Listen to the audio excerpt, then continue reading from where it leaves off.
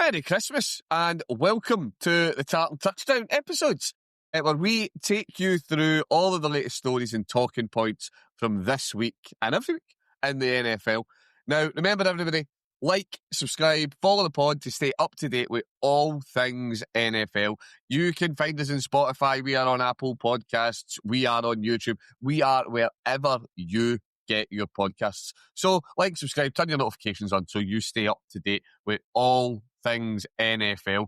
Now, we are officially in that really weird space of time between Christmas and New Year where all sorts of really bizarre things happen. We're still all eating turkey. Dessert for lunch is like acceptable. Day drinking is positively encouraged. And the strangest thing of all, it's Victory Monday for me and Gav. It's a Christmas miracle, Gav. How are you doing, mate? It is a Christmas miracle indeed. I think if there's one thing I know about the Giants and maybe you do about the Browns is we certainly know how to win the number one pick. Is it steak? It's strange times in the NFL for you and me, I think. When you have a chance at doing something meaningful in the postseason, no. When it fundamentally undermines your draft stock for the next year, yay!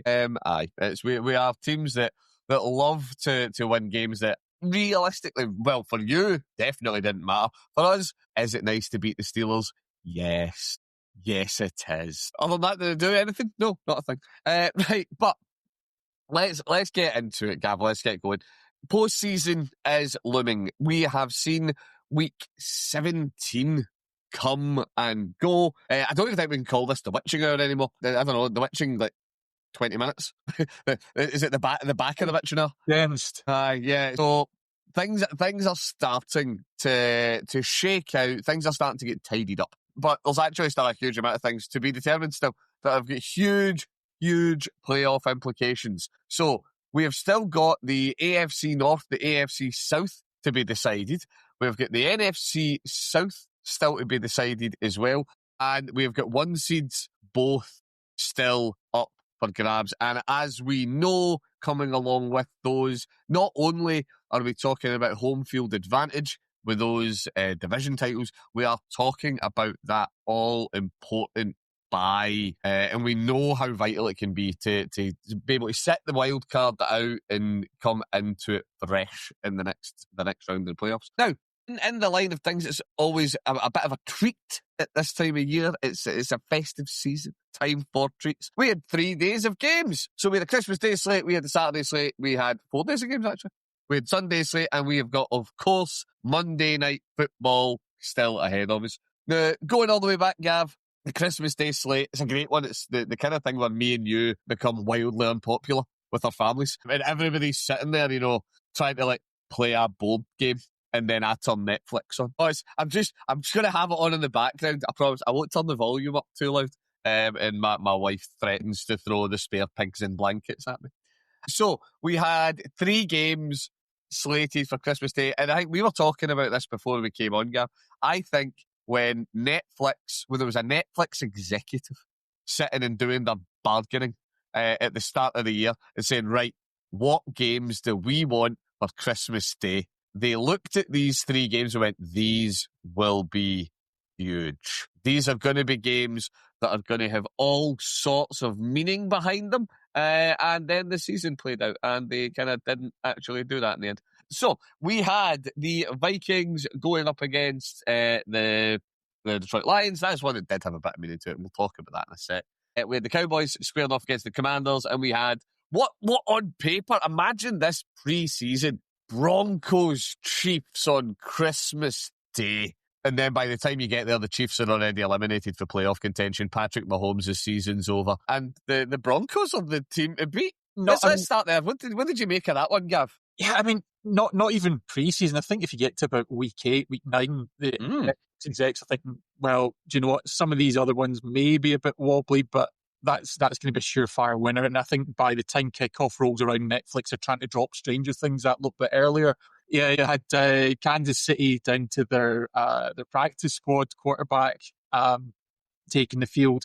But having said that, I think the Vegas were predicting a handicap for the Broncos of something like 12.5 points for this one. They didn't really give the Chiefs a chance. And to be fair to them, it was a lot more competitive than I think most people were expecting. Yes, the Broncos got the win, but the Chiefs certainly did keep playing. But like we said, it's like all three of these games, that the stories come out of them, but they probably didn't have the meaning and the significance that you would have expected if you were looking at those fixtures a couple of months ago. Yeah, it was an interesting one. So we had, under centre for the Kansas City Chiefs, we had Adakin, and I keep thinking I am butchering his name, so I'm very sorry if you're listening, and I have butchered the pronunciation of your name. But yeah, we had Ladkin under centre, so no Patrick Mahomes. It's not quite what was advertised. However, you did go in leading at the half. Now, right enough, it was a 7-6 lead. It wasn't exactly a 20-point domination that you would like to be sitting at, but you were ahead. And, by the time we were sitting halfway through the third, the Chiefs were 10-6 up. But, yeah, at the end of the day, it was a bridge too far. We had the Broncos are a very good team this year. They just are a very good team this year. Kansas City have not been playing to the standard that we are accustomed to see out of Kansas. It was one that, you lose Patrick Mahomes, what can you do? You know what I mean? You lose your number one player, or as many would argue, the number one player in the league. There's no really replacing him, regardless of who you've got. And then, yes, they lost Minshew the week after it, and it just went for bad to us. But yes, so we had Denver walking away for the win with that. Now, they didn't actually tie anything up on Christmas Day, but they kept themselves in contention to get things tied up. And then the Texans stepped up and helped them finish the job on Saturday. And we'll come to that in a wee minute, because the Texans are quite interesting. Others than Christmas Day, the Cowboys gave the Commanders a whipping, but no one was watching. Sorry, Dad. Even you weren't really paying attention to that one. You had dinner to eat. But the Cowboys, Dak did what Dak's been doing all year. Looked absolutely electric. It's just a shame that they only did it to the Commanders, who are guff.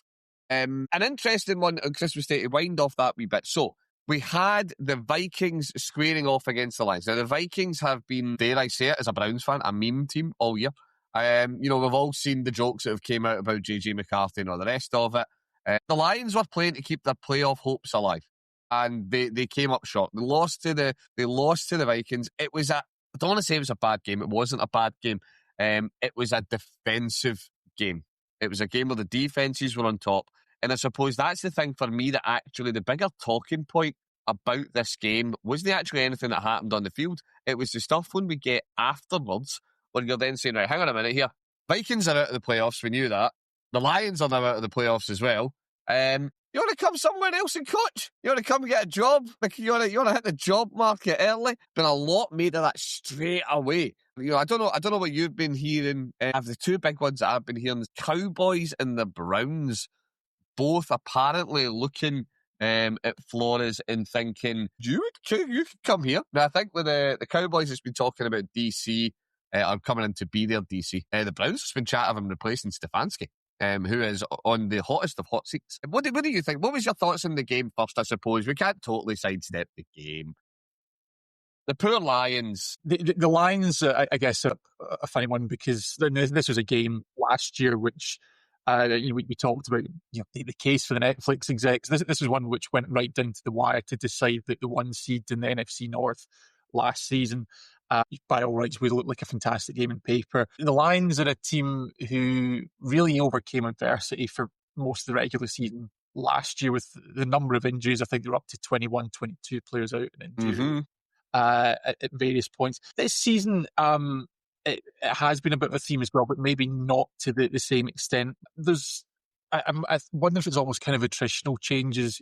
Throwing the loss of Ben Johnson, you also throw in the loss of Aaron Glenn, so both the coordinators have gone. I think when you've got a winning team, when you've got a winning roster, these things don't necessarily cause the world to collapse around you. You've got Dan Campbell, you've got Montgomery, you've got Jahmyr Gibbs, you've got Jared Goff. So there's so many key pieces that are still there, but it's almost this gradual erosion of the team. And it just seems like the Lions are still a team that on any given Sunday you would fancy to win against most teams, but they've just not been quite the same this year. Having said that, they do play in arguably the strongest division in football, because I think the NFC West could absolutely make a case for it. But the reason that I think you've got a case for the North is because there is the opportunity, I believe, for the first time for all four teams in the division to finish with a winning record. Yep. And with so many things decided, I think that is a distinct possibility. But yeah, the Lions has just not been quite the same this year. I wouldn't say they're in rebuild mode by any stretch, but they're always kind of in an adjustment phase where there has been so much change that they are still, I think, discovering themselves. So I think they're a team that are definitely looking to make tweaks over the off season, because the big stat coming out of this, and coming back to your point about that Brian Flores defense for the Vikings won with, I think, 3 yards net passing. Net passing 3 yards. You beat me to that. So, I mean, if you look at that from a Lions perspective, you're thinking, well, we've completely shut the passing game down. That should automatically set you up for a victory, but no, that just did not happen, and it wasn't even particularly close. It was a 13-point loss to the Vikings. Both teams currently sitting 500. We've got a 17-game regular season now, so my team will finish half and half. You both get two very competitive teams. Detroit's already kind of been robbed of their coaching staff last year, but I think Flores, it is a really interesting one, because there are absolutely teams, I think certainly it's become a Tartan Touchdown meme to talk about Cowboys defensive backs. Yeah. So I think absolutely you could see the case for Flores. I guess the one question that I would always throw out there, though, is when you, as a franchise, whoever you are, elect to have a defensively minded head coach, who are you going to pair him with? Because if you look at so many of the most successful teams in the league, I'm thinking of Sean McVay with the Rams, you've got McDonald with the Seahawks, you've got Sean Payton with the Broncos. You tend to lean more towards offensive coordinators making it successfully. It's not to say that you can't do that, because of course, Vrabel with the Patriots doing very well. Mm-hmm. I think another example that's obviously the Bills historically been successful, and Sean McDermott is fundamentally a defensively minded coach. So it can be done. The most successful teams do tend to have an offensively minded head coach. So how do you package together your staff to be successful? I think that's going to be a big question for me. It's going to be huge, and it's, yeah, as I say, I don't think Flores is in purple next year, to put it that way. I think he's going to be moving on somewhere else. And as you say, it is the question then of what success will he have? There's obviously questions over what type of role he steps into. Will he go and be a DC somewhere? Are teams willing to give him a spin as a head coach? I think that's possibly one for the Browns kind of tier of teams, teams that are not as accustomed to success and maybe more willing to take a chance. Another interesting stat that came out of it, which is just hilarious when you consider that, as we say, the Vikings had net 3 passing yards. Yeah, that is 3 as in the number that comes after 2 and before 4. It was also a game where Justin Jefferson entered some elite company. He's passed Randy Moss for the most receiving yards by a player in his first 6 seasons. Now, to be fair, this has been not a vintage year for Mr. Jefferson. And he would probably have passed that mark in about week 6 if they had stuck with Sam Darnold. But they didn't. Max Brosmer has helped JJ step into even more elite company. So that wrapped up our Christmas Day slate, and we then stepped into Saturday. And we opened up with Texans squaring off against the Chargers. Now, Chargers were playing to keep their hopes of the AFC West alive. And they came up short. Spoilers. They couldn't manage it. It was an interesting one, this, though, because, again, we talked just there about defensive games and how defenses really were kind of dominating a lot of the games on Christmas. Well, maybe not the Cowboys Commanders, but they were certainly dominating the other 2 games on Christmas. This is one where the Texans came out slinging. CJ Stroud stepped up 2 big strikes, really fast, and then went very quiet for the rest of the game and said, do you know what? Let's go back to what we've been doing so far this year that has worked really, really well. and let's have this defensive unit stop Justin Herbert. And by God, they managed it. It was an absolutely incredible showing. The Texans won out 2016 over the Chargers, and Justin Herbert, try as he might, just couldn't do enough to bring the Chargers over the line and to keep their hopes of the West alive. What did you, this? I don't know. For me, this was a big one that I expected more out of Herbert. I'm going to be honest with you. Herbert didn't have a bad game by any stretch. You know what I mean? 21 of 32 for 236 yards, a touchdown, a pick. It was a good performance. I was just looking for more. How did you see this one? Yeah, I think the Chargers are a funny one because every time you think they're going to make that leap, just that next step and be a real contender, they have a letdown game. I think with respect to the Texans, you probably do need to put that in that category. Certainly when the Chargers have got home field advantage, they are coming into the game with the slightly better record. They've got their own division title to play for. You would be looking for LA to go and really take the victory there. And I think, I've kind of said as maybe a little bit disrespectful to the Texans. I think for long stretches, we all have at times this season. To be fair to Houston, they've just kept on surprising everybody, mainly off the back of that defense, given that CJ Stroud was actually out for several weeks. But now that he's come back, I think we've seen that he's maybe not a complete game changer, but it is just that little marginal bump that he has the capability to go and make these outstanding plays. As you said, in the first quarter, I think it was 4 of 4 for perfect rating with 2 deep touchdowns. So that's the kind of thing that he can give you those highs, but then went on to throw for 50%, 2 picks in the remainder of the game. The Texans are a team that is always going to have a chance, and I'm thinking more getting into January now, but can they do that consistently when the standards of opposition takes that additional leap?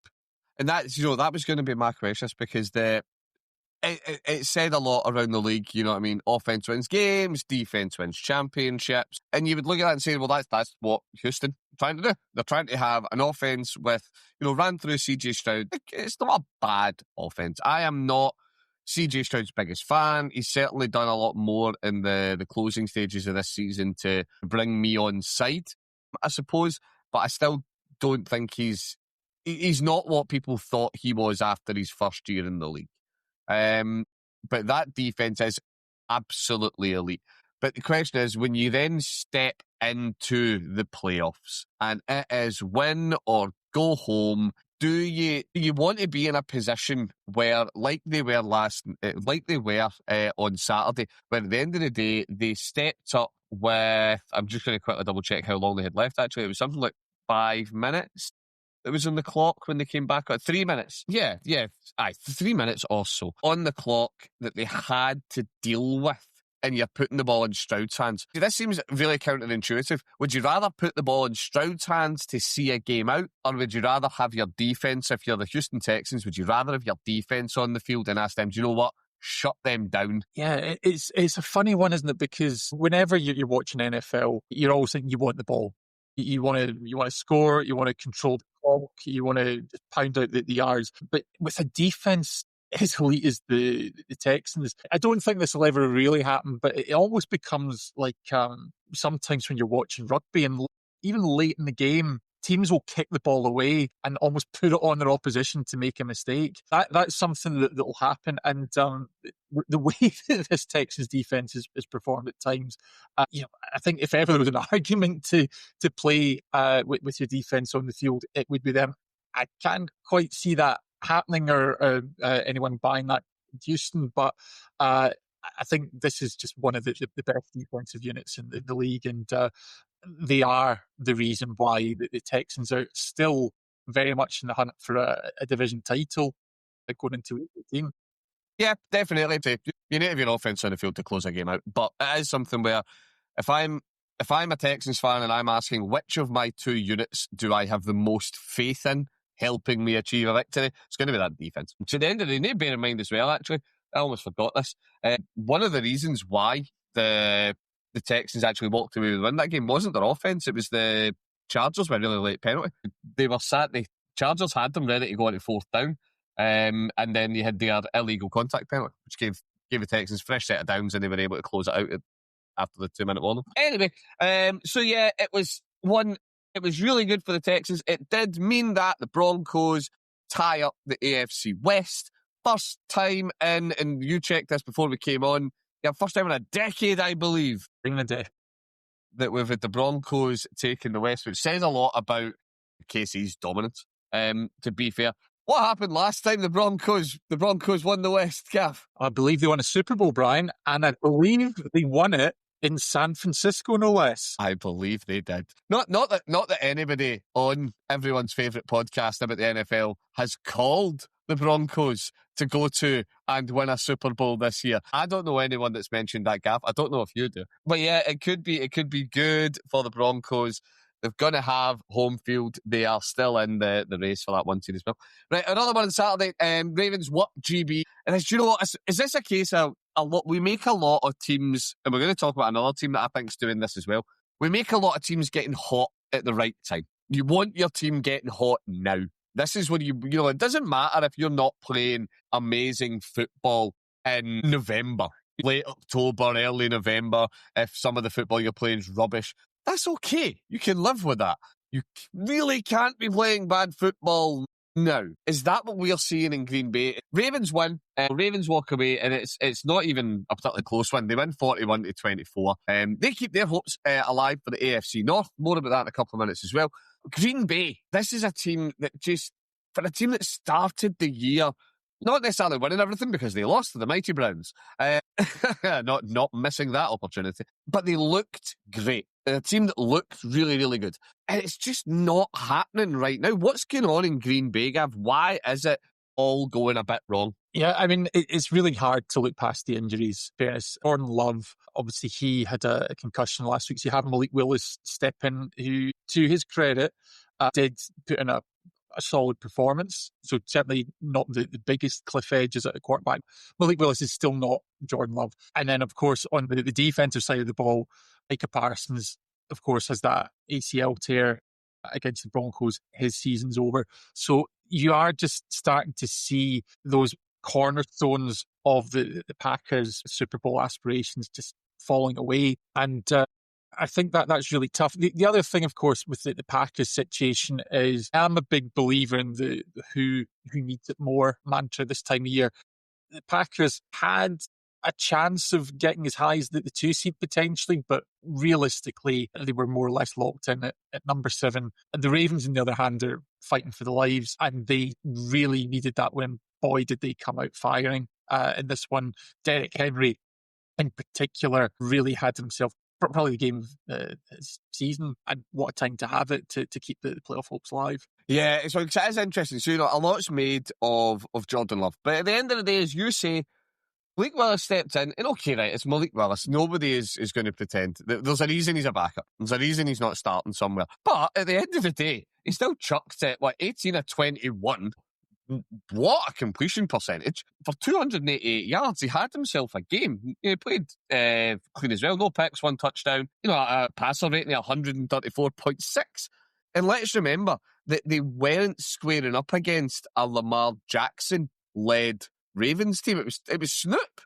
Snoop was in with Tyler Huntley, who had a much more modest outing, but as you say, and this is where I suppose is the question, not, oh my God, the injury to Jordan Love, is the question really, and I said this at the time, is the question more, oh my God, the injury to Micah Parsons. When you have got, now don't know, Derrick Henry is Derrick Henry. The man is an absolute machine. We call him the king for a very good reason. In fact, we were calling him the king on Saturday for 216 very good reasons and 4 touchdowns. He was incredible. But is this the bit, I suppose, where, yes, as you say, at the end of the day, the Ravens needed this win more. They needed to get something out of this game without Lamar so that next week they are alive against Pittsburgh. But is it something that with Green Bay, it's more just what they'd lost on defense was just too big. And when you come up against, when Derrick Henry decides Derrick Henry's going to have a game, because he hasn't been the Derrick Henry of old. Well, how's this for a great cautionary tale? I'm going to say what everybody says about Derrick Henry and no one's been right yet. I think he's about to hit the age cliff. Derrick Henry's been hitting the age cliff for about 15 years. I do think this is going to be the last year of kind of peak Derrick Henry. I think we are seeing him slow down, but not this weekend. The Packers just didn't have enough to stop Derrick Henry on the ground. And at the end of the day, was that just it? You're coming up against a Hall of Fame level running back. Derrick Henry will be in the Hall of Fame. And with what Green Bay were losing on defense, they just didn't have enough to step up against them. Yeah, I mean, I think that was clearly part of the game plan, wasn't it? If you actually look at the stats, Baltimore ran the ball 53 times against the Packers, which Henry had 36 of those carries. By any stretch, in this day and age, whether you're running back by committee or not, 36 is a hell of a lot of times to carry the football. And on the flip side, you're looking at the Ravens coming in with their own backup quarterback in Tyler Huntley, who only attempted 20 passes throughout the game. And it wasn't a particularly impressive number even compared to Malik Willis, 107 yards. But I think the one thing that really stands out for me is he only took one sack. There were no interceptions and there were no fumbles from Baltimore throughout the games. They protected the football. That's the thing that really stands out to me. So when you actually look at that Packers defense, like you say, I guess it's not just Micah Parsons doing Micah Parsons things. If it's also what he enables for the rest of the team, whether that's pressures on the quarterback, forcing turnovers, or creating opportunities for others on the team. There wasn't really any impact from that Packers defense stage, which I guess isn't really surprising when you ship 41 points to the Ravens. Yep, it was not vintage from Green Bay, but at the end of the day, they are going to stay in the playoffs. They are locked in. So they didn't really need it as such. Right, sticking with the AFC North, we move out to Sunday slate. It's Victory Monday in Cleveland. Yes, the Cleveland Browns crushing, devastating the Aaron Rodgers-led Pittsburgh Steelers 13-6. The theme of defensively minded games continues. This one, we're not going to spend too long on it. The bigger story about this is actually more how it keeps the AFC North alive for another week. Baltimore, you are welcome. We didn't do it for you, but you are the happy beneficiaries. Well done, by the way, to whoever runs the Browns' social media channels for a couple of grade A tweets after the game. But yes, we've seen an absolute defensive masterclass from the Browns. Pittsburgh just couldn't get anything going. Now, yes, this was Pittsburgh who fundamentally had me at wide receiver with no DK Metcalf. So yeah, because he decides he's picking fights with folks in the stands. But it was a game that at the end of the day, it was an absolutely incredible defensive performance. The Browns played like the Browns. Shedeur played like a rookie. He had some really nice throws in the first half. He had some really awful ones in the second half. He's developing reasonably well. One of the talking points, Gav, that came out of this game, and I don't know what your take on this is. I've deliberately not mentioned this to Gav yet, folks. This is great. He's in the dark. A lot was being made, of course, about Myles Garrett chasing the sack record. He's never sacked Aaron Rodgers in his career. This is the last chance he would have to do it. One would assume that Rodgers isn't going to be back in the Steelers next year. Could he do it? No, was the answer. Myles Garrett did not record a sack. But one of the bits that came out of the game, and that came out after the game, were the Steelers a little bit too focused on stopping Myles Garrett getting the sack record as opposed to going for a win? And it's an interesting... I have got some thoughts on this. I have got an opinion. What do you think, Gav? Is this something that were the Steelers focusing on the wrong thing?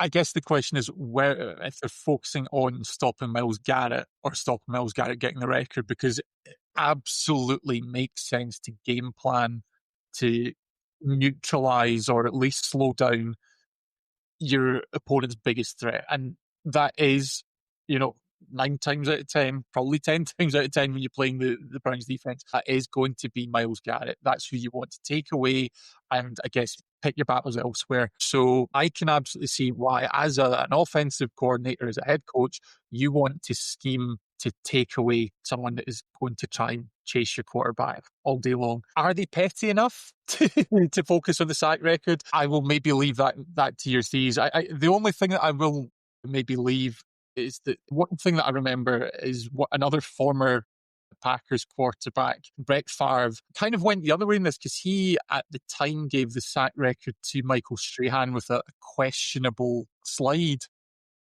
It was a free sack. Yeah. He gave him that. So, yeah, that was many years ago, but I guess that maybe just shows you the difference in certain quarterbacks' mentalities. But let's put it over to you. Yeah, well, okay. So, do you know what? Right. Okay. Steelers fans, before these all start foaming at the mouth even more. No, I don't think you just played the whole game not to win it to stop Myles getting the sack record. But that's clearly nonsense. What you're saying, spot on. You game plan around Myles. You don't. There's a reason that he's the most doubled player in the league. I think throughout the whole game, I think I've seen one passing down where Myles had a one-on-one. He wasn't doubled or tripled. And he nearly got Rodgers in that play. So yeah, you do, because you need to try and neutralise the biggest threat. What I do think happened, particularly towards the games, there were 2 plays, and it's the reason I say it's because it happened twice, where Rodgers, he's thrown the ball into the turf. One he threw it into the turf, one he just chucked it out. I think he had a play. I genuinely think if Rodgers holds on to the ball, he takes the chance of being sacked to buy himself that of a second to get the ball out. And you know you're going to take the hit. You know you're risking the sack. But if you pull it off, you're going to get a first down. You're going to get a completion. I do think there was at least 2 plays where if Rodgers isn't sitting there, and I do think Rodgers is entirely vain enough to say, I'm not having my name attached to this is who Myles Garrett sacked to break the record. And I do think he's went, no, do you know what? He's one of the fastest quarterbacks getting the ball out in the league. Fourth, I believe. Going into last night, he was 4th fastest this year. So we know that he can get the ball out. The Steelers have got a good line. But I do think there was at least 2 downs where the Steelers could have actually got first downs if Rodgers takes that risk and goes, do you know what?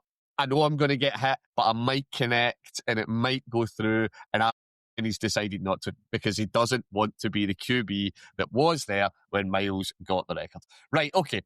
Maybe to recap that, in short, Pittsburgh Steelers fans, we don't think that your team is that petty. We don't think Mike Tomlin is that petty. We absolutely think Aaron Rodgers is that petty.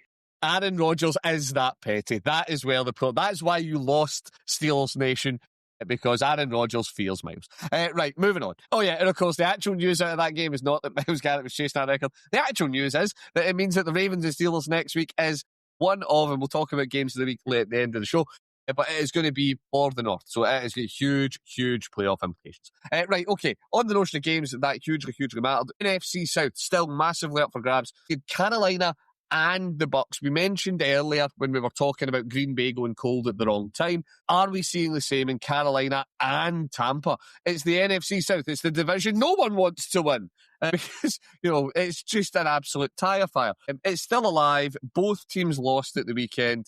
Is this one, Gav? You've been on Team Panthers all year, mate. And the Panthers had a much tougher matchup at the weekend. There is absolutely no denying that. But is it something that, I don't know, Panthers, are we just looking at 2 teams at the end of the day who are both just complete fodder for whoever they come up against in the wild card? So I think I would probably say that with the Bucks, yes. I say that because unfortunately the form tells us exactly this. The Bucks are 1-7 since October. After a 5-1 start, it should be said. The Panthers, on the other hand, are perhaps a bit more interesting because they are wildly inconsistent. I think this is possibly my last pod of the regular season, so I will kick the Falcons one more time. Everyone says you don't know what Falcons team you're going to get. No, actually, you don't know what Panthers team you're going to get, because the Panthers have beaten some very good teams this year. They've beaten the Packers at Lambeau. They have beaten the Rams at home. And for 30 minutes of football, they look like they could potentially have taken the Seahawks as well. Now, to their credit, the Seahawks pulled away. No arguments that the final scores it deserved.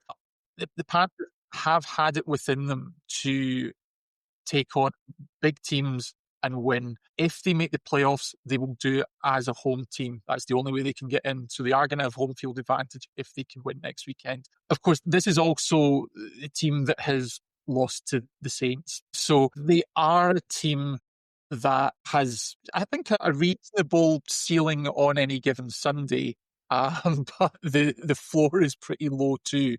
So I do think that the Panthers will probably see it through and make the playoffs. What you get on wildcard weekend is very much up in the air. But I think that was very much my prediction all season, is for Panthers to take the division, and then who knows what can happen with that home field advantage. I think it's still playing out that way. Yeah, I do love it. I love it more because you calling the Panthers pre-season as a team to watch will forever be one of my favourite, absolutely insane calls. And it looks like you're probably going to be right. So you got to love that. Right, okay, so yes, as we say, the NFC South is still well up in the air. Who knows how that one's going to shake out. The Jags, they killed off Phil Rivers. Oh my God, he's finally going to actually retire to his 55,000 children. So yeah, they keep the AFC South race in their hands. It's got to be one. To be fair, the AFC South has to be up there as one of the most interesting divisions this year. And it's good because it's a division that, well, I'm certainly used to slagging the South off. It's normally something that it's a bit silly. For years, it's not been a great division. But this year, we've talked lots about the Texans already. The Colts, we all know their story this year. It's been a hell of a year, Colts fans, and it's a shame that that's you kind of done. But the Jags, absolutely no idea what to make of Jacksonville. I have no idea what to make of them. They are a team that I have watched, and this is possibly slightly coloured by my fantasy acquisition of Brian Thomas Jr., and we know what happened to his year. The start of the season, they were winning unconvincingly, and we had some really bad results in there. And now they are starting to look a bit better. You know, they're sitting at 12-4, for goodness sake. I just don't know. I just don't know what to make of Jacksonville.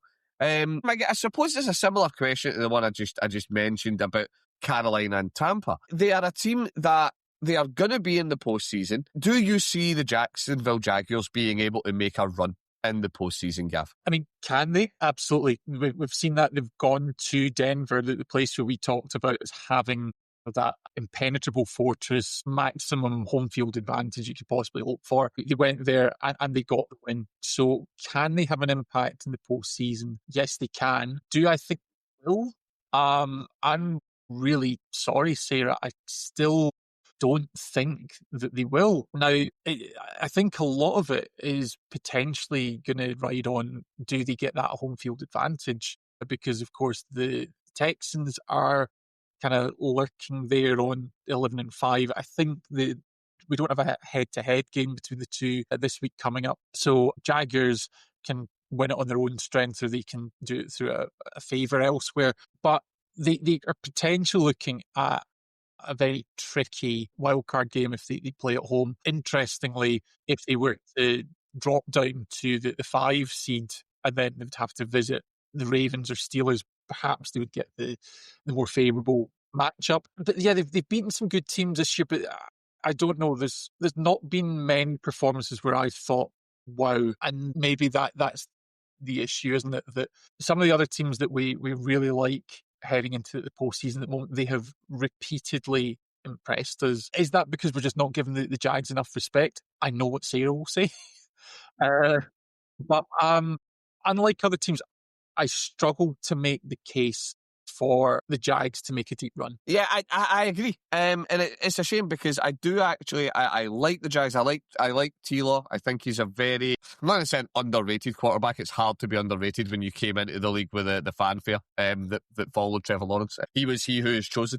But he's certainly not performed well. We know that historically the last number of seasons, well, Trevor Lawrence's professional career, organisationally, Jacksonville has been an absolute tyre fire. Things are looking a bit better now. The team has been pulling results together this year. I just don't know. I'm with you. I actually think what you're saying is quite an interesting one. If you are a Jags fan, do you want to lose Do you want to finish as the 5 seed and go to Pittsburgh or to go to Baltimore? I would say that's probably an easier game than playing. Who would they have? Whoever they would have. You've got 3 teams. I mean, run through. If the Jaguars win the division, there's 3 teams in the wild card spots who are all currently 11-5. So you've got Texans, divisional battle. That defense is ferocious. You've got the Chargers. You've got the Chargers, who, I mean, people will point to that game from almost 3 years ago where the Jags came back from 27 points down. But is that going to happen again? Is that going to play into the minds of the Chargers?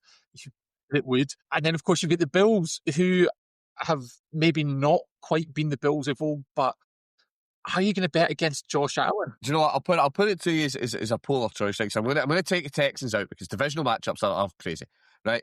If you're a Jags fan and your option is playing either the Chargers or Bills, so one of them, or playing whoever out of the Steelers or Ravens, which of those teams would you rather face off? I know what I would say. I know exactly who I would rather face out of those sets. Who would you rather take on? It's got to be your AFC North winner.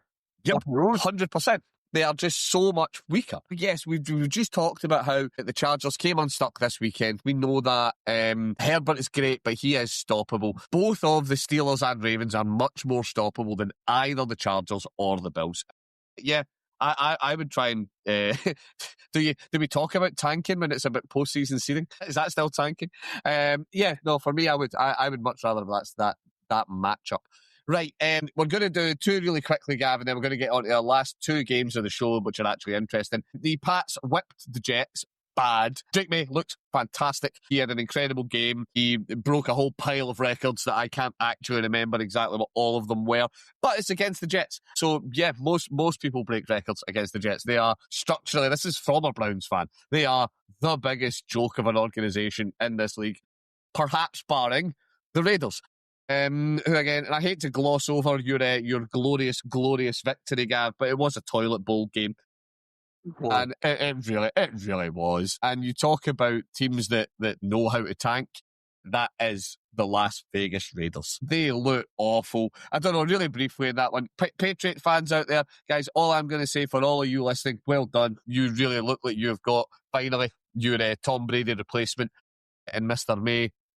Vrabel's had an incredible year. He's up there for head coach of the year. Has to be. Enjoy the playoffs when they roll up. Gav, briefly, G-Men Raiders, you know, have your moment in the sun and relish beating the might that is the Las Vegas Raiders. Do you know what I mean? A win is a win. I don't think there's much more that I can say to that. You know, if I'm always really mixed in the tanking thing, because of course, when you've got a bad team, you want to get a great player in the draft. I completely get that. Personally, I do think that Jackson Dart is our guy. I think most people would actually say that Jackson Dart is the guy for the foreseeable. I did see during the week that actually the Giants were putting out the messages that they will be evaluating all options, including quarterback. But of course, you're going to do that if you end up with the 1 seed. It's absolutely what you would do to try and maximise your trade value. I think Jackson Dart's a guy. Mendoza certainly at this stage is looking like the presumptive number 1 pick and be a good fit in Las Vegas. With the Giants, of course, he would be a talented player, but we have a quarterback and we do have other needs, particularly on our defense. So I think at the end of the day, you know, you play to win. You've got players out there who are not guaranteed roster spots next season by any stretch, so you can completely understand the mindset that they're playing to win. Obviously, the Raiders organisation were maybe thinking otherwise and standing down like some Max Crosby. Mm-hmm. Sure, absolutely wanted to go out and win for his team, but that is just the NFL for you. So, yeah. It's victory Monday for me, but I think we do need to get on to some of Sunday night's main events. Yeah, okay. So yeah, that's it. I couldn't not mention it because at the end of the day, you don't get many victories, Gav. Right, okay. So on to games that were actually... well, do you know what? So we had one game that was an absolute feast for the neutral. We'll talk about that last. That is, of course, the Bears-San Francisco game. You know, it was Sunday night primetime, and my God, primetime actually delivered. But before that, we had a game that, while not an incredible offensive showing by any stretch of the imagination. Was an absolutely fascinating game. Philadelphia Eagles beating the Buffalo Bills 13-12. Now, the scoreline was very, very low. Both teams missed extra points. The conditions were awful. It was something that you don't hold the low scores against either team's offense. This isn't one where you're going to say that, Jalen Hurts and Josh Allen underperformed throughout the whole game. The conditions were just grim. It really was. What I will say, particularly for Philadelphia, that defensive unit played incredibly well. The entire game, they played fantastic football. You stopped the Bills scoring until the fourth quarter. Shut them out for 3 solid quarters. They could not get anything going in offense. Conditions as I say, blah, blah, blah. But a shutout for 3 quarters is a shutout for 3 quarters. You then have the Bills defense steps up in the second half. They keep the Eagles out of the end zone for the whole second half. An absolute defensive feast. Again, though, team's going cold at the wrong time. Bills fans, Bills Mafia, what is going on? And again, I suppose for me, before I come to you with this, Gav, I suppose, is this what sums it up? You've got your game in the line. You've not had any success so far all night. You've got your touchdown. You missed your extra point. Get the ball back. You take it all the way down the field. You get the touchdown. You now need to win it. And I backed them. I would have went for 2 as well. I would never be going for play for overtime. Not in those conditions, not the way the game was playing out. You put the ball in Josh Allen's hands. He is your superstar. I am full of apologies for Josh Allen most of the time. He has got absolute numpties at wide receiver. He missed that pass badly. This wasn't your wide receiver dropped it. This wasn't you got a sack. This wasn't you were under pressure. You had the time to throw it. You just missed the pass bad. Are we seeing, this is everybody's been saying, you're not going to have Joe Burrow in the playoffs. You're not going to have Patrick Mahomes in the playoffs. This is it, Josh Allen. This is your year. Go on the big run. Finally, get Buffalo that Super Bowl. Are they choking already? And it's not even the playoffs yet? Are Buffalo not toast? Is that maybe a bit harsh? Are Buffalo toast already, Gav? I would just really hope, I guess, as a Oxy Bills fan, and particularly one that actually did predict this game to be the Super Bowl this year, you've really got to hope that Josh Allen heals up, because the fact is that we are at the end of the season. That receiver room, or even the tight end situation, is not getting resolved in the next couple of weeks. You need Josh Allen to be at his best. And I think it's fair to say that, whether Josh Allen is, 80%, 70%, 60% healthy, whatever you want to talk about it, he is still pretty damn good. But there were just a collection of moments in this one where it wasn't quite there. And part of that, I think, does need to go down to the Philadelphia Eagles defense, because there was a lot of pressure in his face on that 2-point conversion. Admittedly, I will give it to you that his receiver was open on that play. But I think if we do look at other moments in the game, I am particularly thinking about his 4th down scramble, where he stopped half a yard shy of the end zone. Mm-hmm. Big part of that was Zach Bond making a big play, not getting faked out by the pump fake. So I think a lot of credit does need to go to that Eagles defense. The other name that I've not mentioned so far, Jalen Carter, who came back and had a monstrous game, had a fantastic sack, also tipped or blocked the extra point attempt, which I guess would have allowed the Bills the option to go for 1 for the win if they wanted to do that. So I think, as much as people are saying that the Eagles are a first half team, unlike the Bills are a second half team, that Eagles defense did playing the whole way. I think they deserve a lot of credit. But Allen, as I say, there was just a few moments throughout this game where he was a little bit off. The other one that really caught my eye, and part of it you might say is just the circumstances. The Bills had a possession where I think they'd taken over in Eagles territory. It was 3rd down, and Josh Allen's scrambling to make a play, and he must have reversed field and gone back about 10, 15 yards. Huge sack, puts them out of field goal range. I know that there's extending the play, but that against the Eagles was just a bad decision.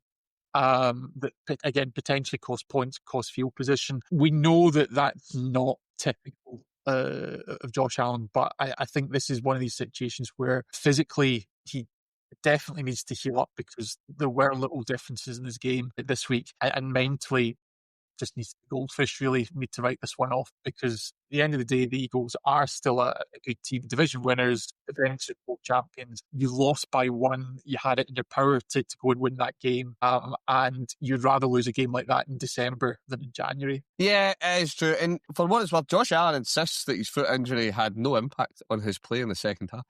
I think he's a liar, but that's what he's saying. So yeah, it is one that's interesting stat that came out of that game. So that is the second time that Jalen Hurts has managed to win a game without completing a pass in the second half. No other starting quarterback has attempted a pass without a completion in the second half of a win in the last 2 seasons. So there you go. A nice wee one for the NFL's research team. Right, okay, so from defensive game, finally, a game that had some offense.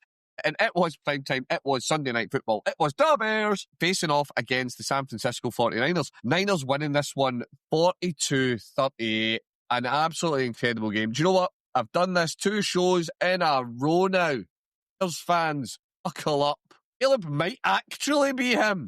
He's not going to make 4,000 yards. But what a performance for Caleb. Couple of passes, couple of touchdown passes in the first half were absolutely wild. Fantastic throws. Caleb, 100%. One of the things for me that you need, if you want to say that this is our guy, this is our quarterback, you need to be able to say, do you know what? Put the team on your back. Put the team on your back. You be the person that makes the difference for us. And at the end of the day, Caleb, he came out, he slung it for 330 yards, didn't take any, no picks, didn't take any sacks, couple of touchdowns, looked fantastic. Didn't really have huge amount on the ground from Chicago at all. They put it on his shoulders, and he looked great. It was unfortunate to walk away with a loss, but that then comes down to the 49ers and a man you may have heard of, Gav, called Christian McCaffrey. 140 yards in the ground. Not 85 yards in there, 41 yards through there. What a day for him. Good day for Brock Purdy as well. 303 yards through the air. Fantastic game. What did you make? Is this showing us, Gavis, was my big question for this one. Is this showing us that the Niners are actually, despite all of the problems they've had all year, all of the injury worries, all of the woes, are the 49ers actually here to play in the postseason? I genuinely think the answer to that is yes. That's a strong yes for me. And the reason for that is because actually, we've talked about some teams that we've maybe not respected. I don't think we've ever disrespected the Niners. We've simply just not talked about them for much of this year. And a big part of the reason for that is because it's a stacked division. I mean, I think it's arguable to say NFC best. You've got the Rams, you've got the Seahawks, who have been leading the way all year long. And the Niners have had some terrible injuries, really, to the team. Brock Purdy's not going right for the year, but he was out for several weeks. Fred Warner looked to have been out for the season, although there is rumblings that he could play a role late in the postseason if the Niners could get that far. So, I mean, these are not just injuries. These are key players. But unlike some of the other teams that we've talked about who have struggled to overcome an injury, the Niners have been nothing if not resilient. Mac Jones has helped them to some big wins along the way. Historically, I'm minded of the fact that the Niners have always managed to deal with injuries pretty well. I mean, if you look at their receiver room, everyone is talking about Brock Purdy, but Ricky Pearsall is essentially really played his rookie year this year. Tongs is the number 2 receiver with 7-yard catches for 60. And then it's Joanne Jennings, Robinson, Kendrick Bourne. These are not big names that are highlighting the Niners receiver room, but unlike perhaps in Buffalo, they're getting the job done. And this is a team that's always seemed to manage injuries. I think in previous Super Bowl runs, San Francisco's been doing it with their RB5s, getting the work done. So this is a team that just seems to be able to overcome adversity. But there is a nucleus there. There's a familiarity with what it takes to win in the postseason. They've gone to the Super Bowl twice in the last 5-6 years. So there is something that we've not really given them perhaps the credit that they're due. But now they are in a situation where they can go and take the 1 seed off of Seattle, most likely, and force teams to come visit them. Obviously, you've got the West Coast travel, potentially becomes a factor for some of those playoff matchups. Also, there's a lot to like about San Francisco, and they have done it on the down low for most of the year. Yeah, it's funny because you don't really get teams pulling the kind of, sitting at 12-4. That aren't getting talked about a huge amount, but it does kind of feel like that has been San Francisco this year. And then I've been chucking a couple of wee stats in today. Another nice one that I've actually just spotted. That's Christian McCaffrey joined Hall of Famer LaDainian Tomlinson as the only players in NFL history with 3 seasons of 2,000 plus scrimmage yards and 15 touchdowns. So go CMC. What a guy. Right, okay. We're going to wrap this one up, Gav. We're going to look ahead to next week. And, normally in the show, we'll pick a game each to say what our game of the week's going to be next week. I'm going to be a bit of a harsher man this week. There are really only 3 games to choose from next week, as they are winner takes it all. We have got Panthers Bucks, we have got, as you just mentioned, Seahawks Niners, and we have got Ravens Steelers. Each of those games has got either a division title on the line or 1 seed implications on the line as well. Which of those is going to be your game of the week next week, Gav? For me, it does need to be Seahawks 49ers. Like I say, 49ers has been quiet all season. But the one thing I noticed when I was looking back at the form this year is way back at the start, they beat the Seahawks week 1. Now, a lot has changed since then, but the 49ers already have the upper hand. So if they win this game, they will own the head-to-head with a season sweep of the Seahawks. They've got the better divisional record. They've got the better conference record. They will have home field advantage and that inside track to get into the Super Bowl. And yes, they will of course have that bye and try to nurse up some of the more minor injuries in the squad. So yeah, I think perhaps there is higher stakes in terms of being in or out of the postseason, the other games, but looking ahead to who could be playing for Lombardi, I'm very much got my eye on Seahawks. Yeah, I'm going to agree with you. I'm going to be really bold. We're going to have consensus. I prefer it when we disagree. But at the end of the day, I think the Panthers-Bucks games are trying to figure out, and I hate to say it to you, Gav, we're trying to figure out who's going out of the playoffs first rather than anything else in that game. And I'm going to be honest, it's exactly the same with the Ravens Steelers. You can have the North Bunnies who's going to win it, and then you're going to get punted straight out of the playoffs. So yeah, the game that actually has real postseason implications is Niners-Seahawks, and it's potentially going to be an absolute cracker to see who's possibly going to go all the way in the NFC. This could easily be us looking at who are our NFC champions elect, which, when you think about the year the Niners have had in terms of injuries and all the rest of it, it's not something I thought I'd be saying. Right, with that brings us to a close. It brings week 17 to a close. Obviously, we have still got Monday Night Football to look forward to. But that aside, we are heading to the end of the regular season and to the end of 2025. Now, remember, episodes is going to be here every single week. We are here in 2026 as well as 2025. Every Tuesday, we will be dropping to give you your look back at the week that's gone in the NFL and a look ahead to the week that is coming. So make sure, as I say, that you like, you subscribe, get your notifications turned on so that you get us straight into your inbox every single week. Gav, it has been another fantastic show, mate. Thank you for joining me, and have a very happy new year when it comes, Gav. Thank you very much, but I am going to throw a little surprise into your scene as very, very end of the podcast, and it is the end of 2025. So you've done the trail, so this is almost like a Marvel movie with the post-credits scene. New Year's resolutions, Brian. We'll maybe leave it to the team to put it to put it out for the rest of the league. But what have you got in the football world? What's your New Year? As a Browns fan, right, so I'll give you my Browns New Year resolution. Stick with Shador for a year. Give him a year. Draft O-line, draft wide receivers, give them the year and let's see what we actually have. There's enough there that we might have somebody who can be functional. Do not panic and draft 16 quarterbacks across 3 rounds.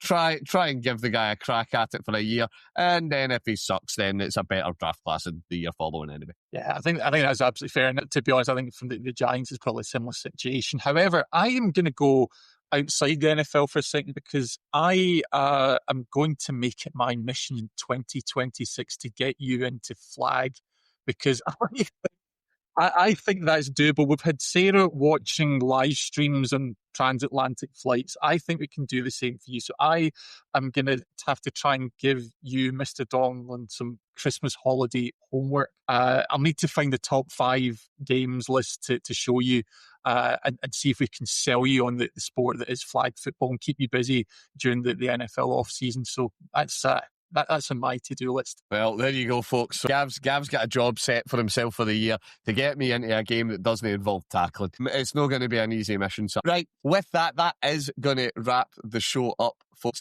Thank you so much for listening. Join us next week when we will wrap up all things this season, because it will be over. And as I say, remember, make sure that you've your notifications turned on. Make sure you like, you subscribe, you follow us wherever you get your podcasts. I have been Brian Donlan. He has been Gav. Thank you very much, folks, and we will catch you in the next one.